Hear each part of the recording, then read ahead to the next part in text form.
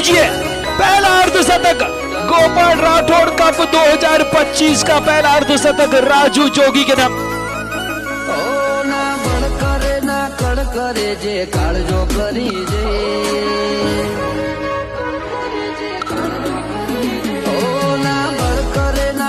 करे जे काळजो करी जे ओ માં હોય ભલે ગમે એવા વણ વિચારે અડી જઈએ એ તો આ કેરી કાળજો ખેલે તમારું કોમ નહીં ઓ અમે ગાયો કરીએ દશમન પોણી માગે લઈ આબરૂ ઉપર આવે એમો પછી વાત જો